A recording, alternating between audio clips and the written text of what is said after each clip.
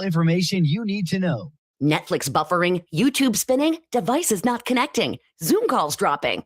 It's frustrating. Let's end your frustration by signing up for fiber internet in Clinton. Click the Connexus icon at DeWittDailyNews.com. From the Heart Media Group newsroom and DeWittDailyNews.com, I'm Ben Hubbard with this expanded morning newscast.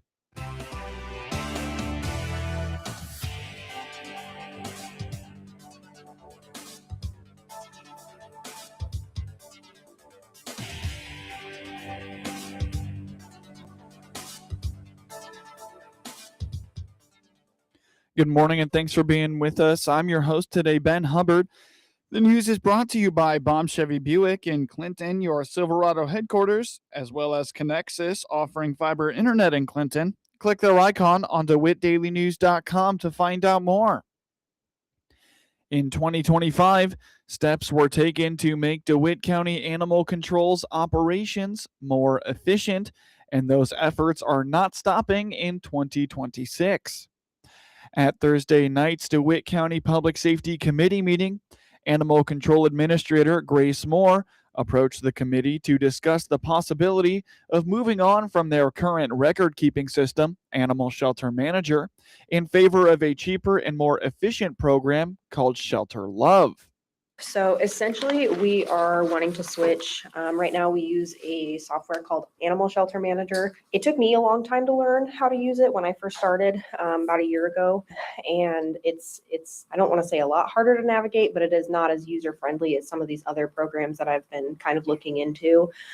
And so the one that we're wanting to switch to is called Shelter Love. It's a much more user-friendly software that would make our job much more efficient, where that comes to like applications, medical information, behavioral assessments, licensing, animal control calls, everything like that. It is also kind of a bit cheaper than what we're currently paying for Animal Shelter Manager. I think Animal Shelter Manager is $400, give or take, a year, where this one charges based off of the adoptions. So right now, at least for the last year, we've averaged 150 adoptions for the whole year. And the previous year, it was less than that. But it's $2 per adoption, which roughly would come out to about $300 a year for averaging 150 adoptions a year. Moore noted that their current system is due to be renewed as of this weekend. Shelter Love has allowed them to utilize the system for the first year for no charge, allowing the animal control team to test run it before making a final decision. As of right now, our current system, we have to renew it actually as of Sunday, I think. But Shelter Love system and the rep that I've been speaking with, they're willing to let us do the next year for free. So we wouldn't have to pay that $2 per adoption charge. So that way we can, we don't have to pay for two programs at once. It lets us ease into moving everything over to this system and then kind of just playing with it, customizing it how we need it to. Stuff like that. So it's something that we really want to be able to move to. It also has its own integrated card processor. And as far as I'm aware, so what I included that kind of towards the bottom of that second page, there is a processing fee with that. The adopters have the option to be able to cover that and then also make a donation if they wish to. So they can cover that fee, which I think with our current adoption fee prices, it's only like $2 or $3. So it's not very much. County Administrator Dee Rentmeister brought up concerns over processing fees and expressed that they must assume adopters will not elect to cover fees they do not have to, which could be a large expense should the county have to make those dollars up. I'm looking at the financial side of it because that processing fee is at 3.4% plus 30 cents per transaction. That, as Grace said, the user can choose to cover that. Doesn't mean they have to choose to cover that. So I think we have to look at it that they're not going to. We have to assume that they won't cover that. So that means we will not get 100% of the fine or fee associated with whatever it is that they're paying for online. So that is a problem. And then I also read in here that it states that it's an in-house processing solution, and that their solution is a financial institution, so they have to comply with all the industry, and they require personal information of someone here along with the banking information. Well, in my past experience, when they say personal information, the treasurer will have to give their social security number to have this signed up. I don't know if you guys have talked to the treasurer about this, even with our bank that the county banks, and that they would not issue a county credit card without someone's personal social security number. So that might be an issue, but I did run a report for the last fiscal year of those who used all paid. And if that, say they don't want to pay that thing, that was another $431 that the county would have lost then in fines and fees. While the committee validated Rentmeister's concerns, more shared testimonies from other animal control facilities that use the service.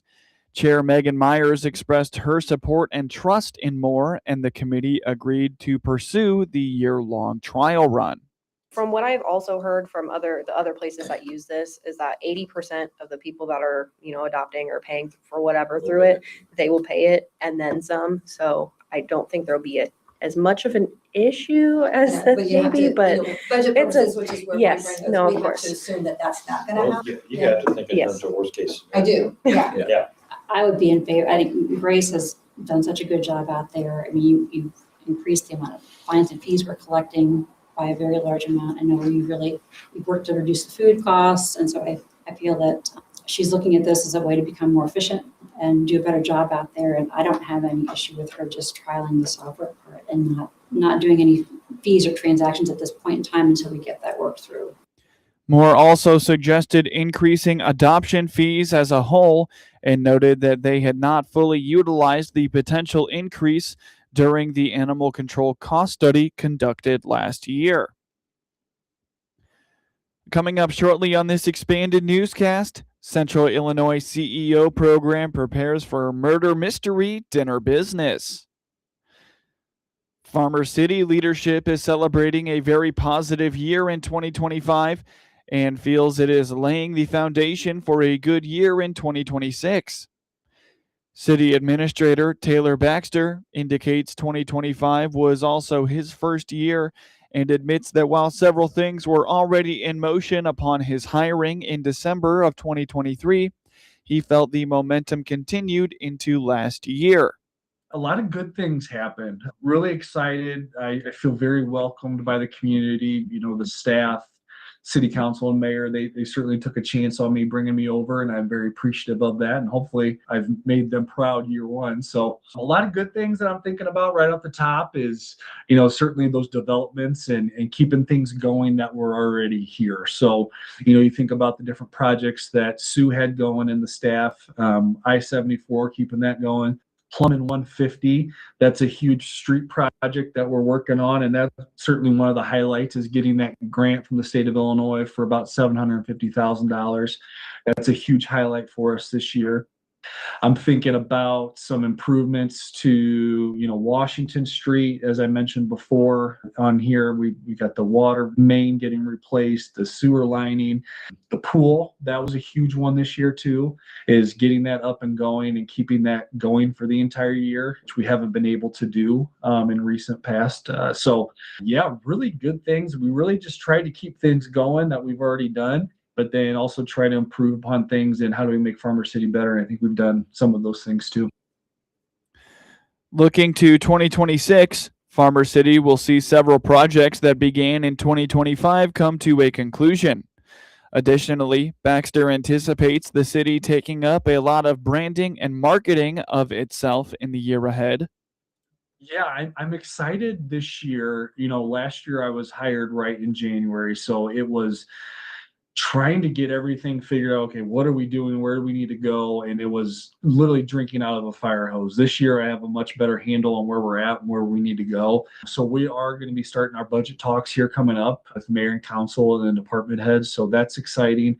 Really, I think is going to be a big focus for us next year is it's going to be branding and marketing.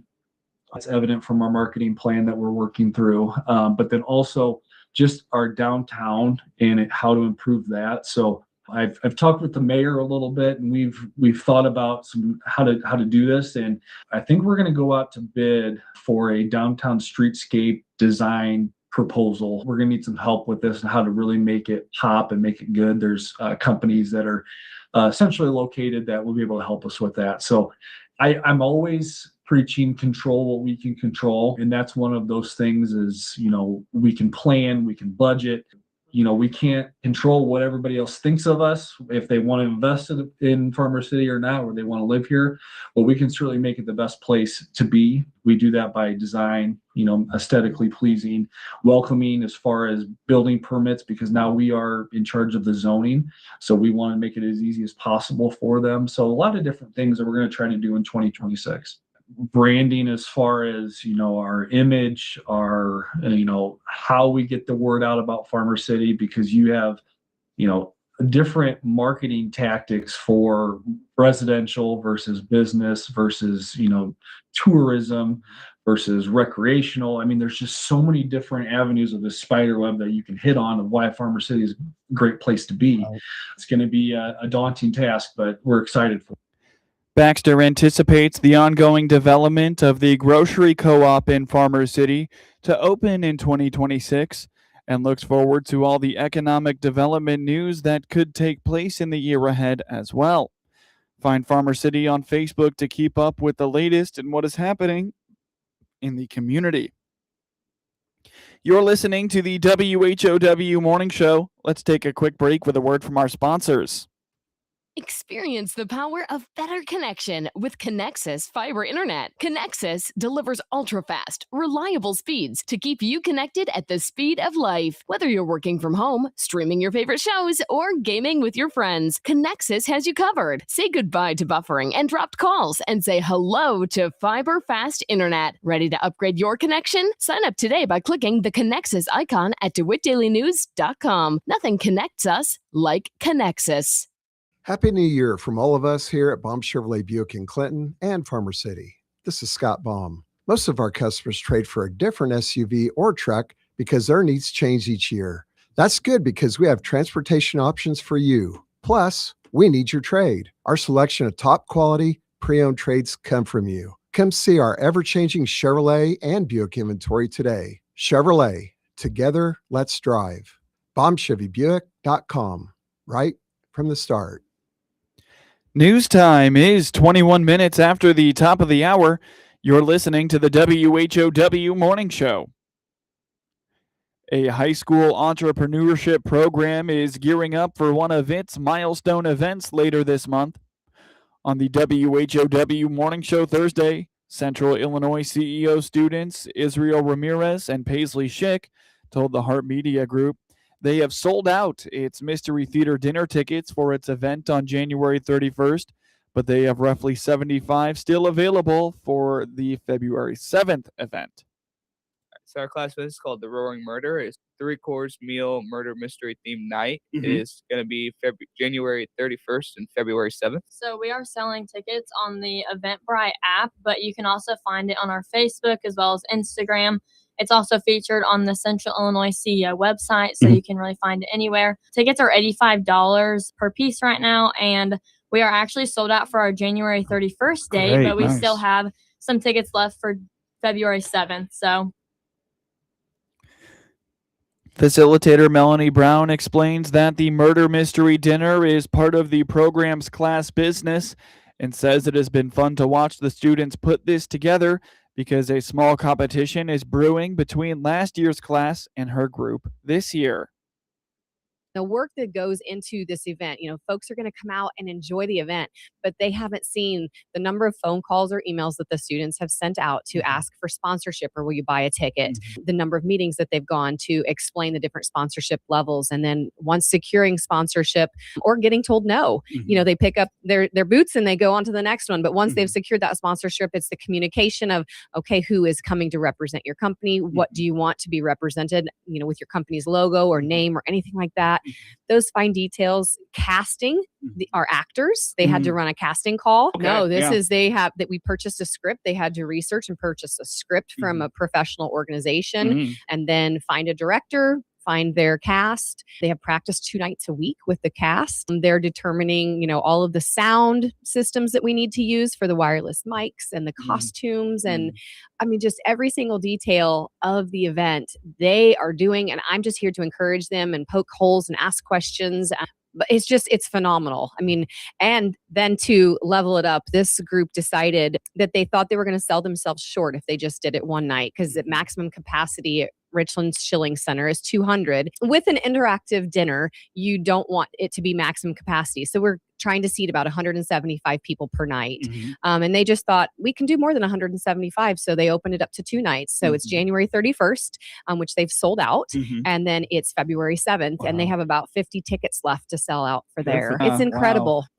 Brown also reminds the class that business then becomes a springboard for the individual businesses the students take on throughout the second semester. Additionally, CEO is in the midst of recruiting for next year's class. We'll have more with Brown on that process in the days ahead at the Hart Media Group. Reigning Miss Illinois County Fair Queen Joanna Fulcher will give up her crown this weekend. The Henry County native says she enjoyed traveling the county fair circuit last summer. So one of my biggest duties was traveling all summer. So I went to 34 county fairs, including both of our state fairs in Springfield and DuQuoin. I would say the thing that really stuck out to me, just as I was traveling from different parts of Illinois, is just the communities that come together and make county fairs and our state fairs what they are. It's really inspiring and just an awesome thing to see so many people come together and they're passionate about the same thing, and that's Illinois agriculture, and coming together for those same traditions and being able to connect different parts of Illinois on such a topic as agriculture and why it's so important. So I think just meeting so many dedicated and passionate people with the same interests as me was a really neat thing to see, and it's the same goes for all of Illinois. Like, everyone is just so passionate about it, and I really enjoyed just meeting so many different people and making those connections and relationships with people. When I competed at the state pageant last January, I had intentions of going into dental hygiene, which would have been a great career. I would have loved it. But, after I was crowned, I just kind of had a God moment, I think, again. And I changed my major. I'm going into marketing with a minor in agriculture now. So not growing up on a farm, not having that ag background, being in this role as the Miss Illinois County Fair Queen was a stepping stone for my future. So it really broadened my perspective by traveling and, seeing firsthand all these people and through the county fairs. Like, that's a huge part of agriculture. So it definitely broadened my perspective and helped reconfirm that, I want to go into the ag industry and passionate about this industry. And I hope that those experiences that I've had this summer help aid me in my future and, help me land a job in the future that I really want and I'm passionate about. So I would say it definitely widened my perspective on the ag world.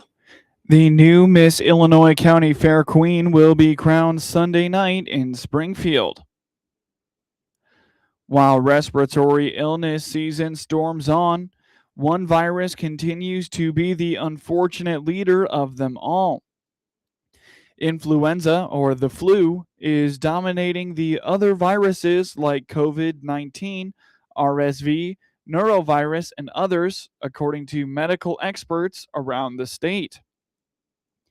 Seasonal flu shots are available and recommended for anyone 6 months and older, according to the CDC. Aside from getting the shot, officials are reminding people of the 3 C's. Clean, as in your hands; cover, as in your cough and sneezes; and contain, as in stay home if you are sick. OSF Healthcare spokesman Randy Shorfady expands on ways to cover.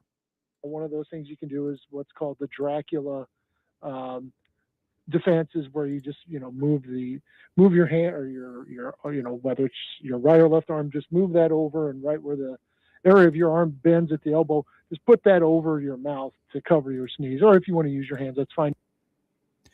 If you have flu-like symptoms like fever, cough, chills, body aches, and headaches for more than 2 days, contact your medical provider immediately. The numbers are in for final production tallies of various crops from last year, several with record or near record numbers in categories.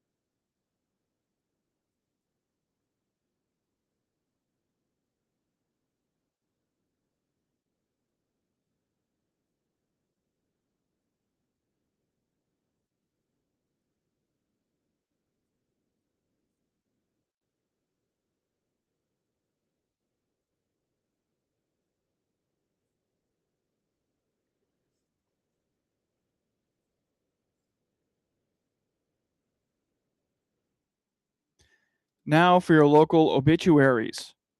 Mark E. McGlasson, 76, of Clinton, passed away at 12:05 p.m. January 5th at his home in Clinton. Private burial will be at a later date. The family entrusted Calvert Funeral Home in Clinton with cremation rights. Memorials in Mark's name may be directed to your local animal shelter. Online condolences may be made at calvertmemorial.com. Get news anytime from your computer or your mobile device at DeWittDailyNews.com. Network news is now. Studio A check.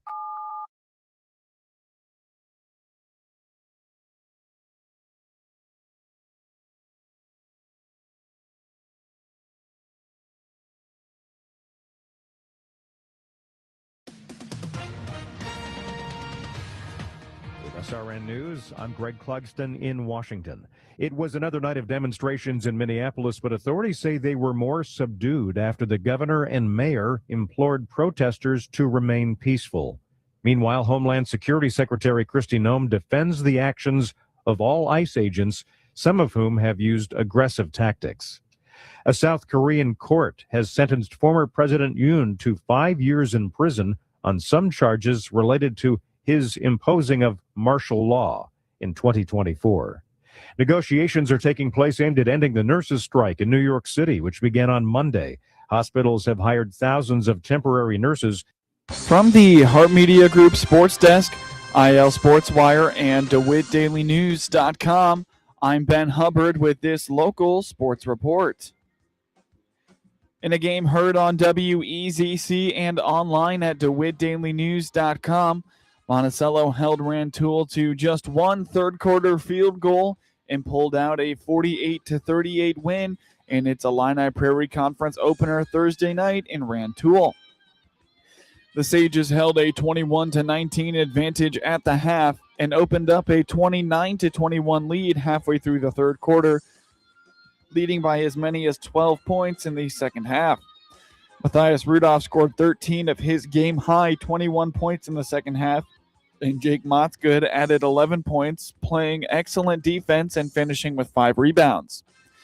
Despite being out-rebounded 39-27 and 15-4 on the offensive glass, Monticello held the Eagles to just 29% shooting and 2 of 22 from 3. Ishan Autumn had 11 points to lead Rantoul. Rantoul falls to 6-10 overall and 0-1 in the Illini Prairie Conference. Monticello is 10-3 overall. They will host Maroa Forsyth on Saturday at 4:30 p.m. It will be a double dip on Saturday on WEZC and DeWittDailyNews.com as the girls varsity tips at 3 p.m. with the boys to follow at 4:30 p.m. The Clinton Lady Maroons continued their win streak as they rolled to a 58-33 victory over the Tuscola Lady Warriors in Central Illinois Conference high school girls basketball action on Thursday night in Clinton. The Lady Maroons got ahead early, leading 23-9 after the first and 37-13 at halftime.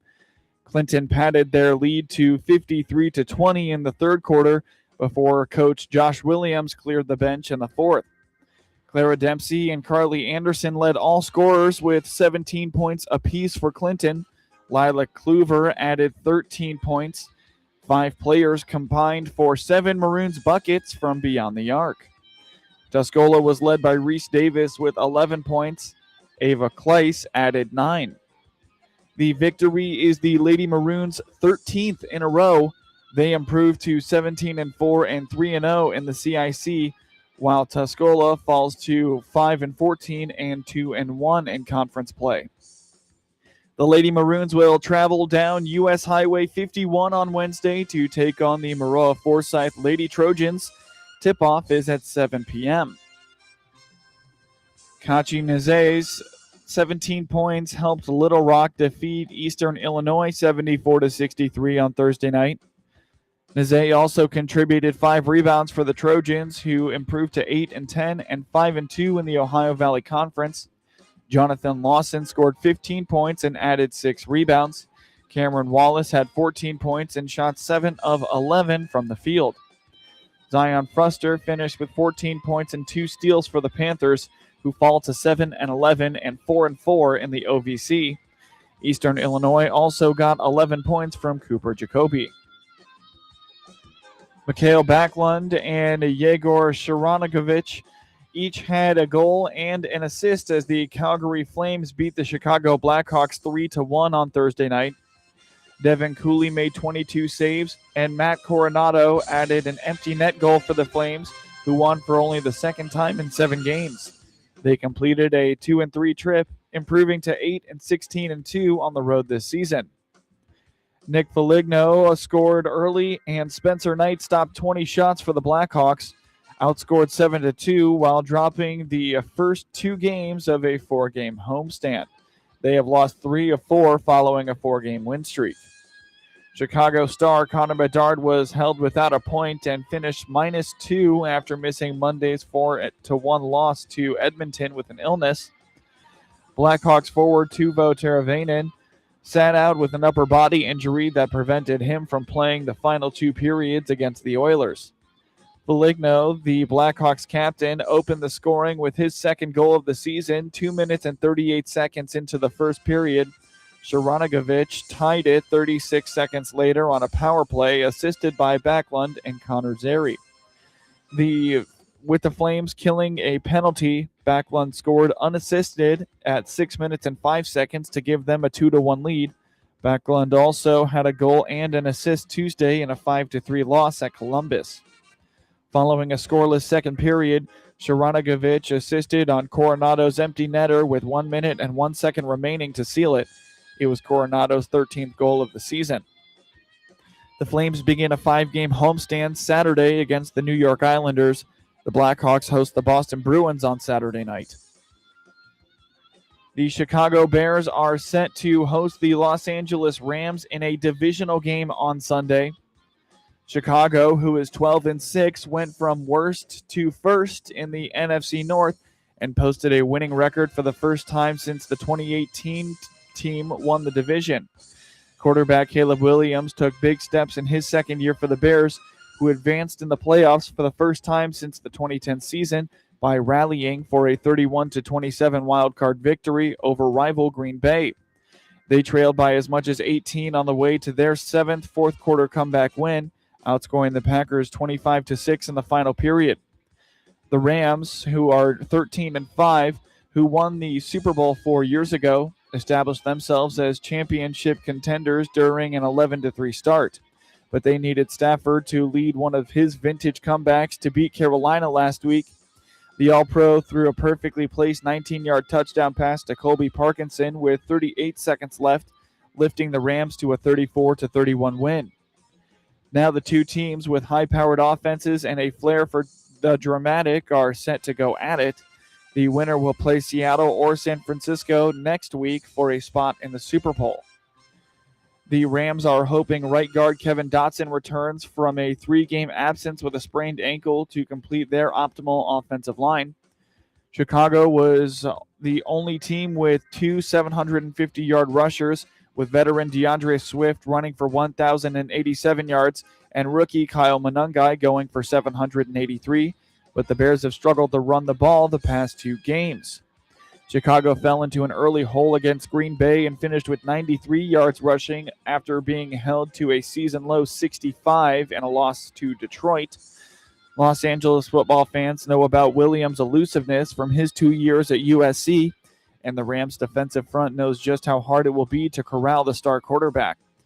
But the Rams' 47 sacks in the regular season were tied for 3rd among teams that made the playoffs, and their pass rush is likely their defense's strength, with Jared Verse and Byron Young attacking from the edge, while Kobe Turner and Braden Fiske apply pressure up the middle. Williams passed his first playoff test, setting a franchise playoff record by throwing for 361 yards and 2 late touchdowns. The teams might want to bundle up, particularly the Rams. The National Weather Service is forecasting the temperatures will dip into the single digits on Sunday.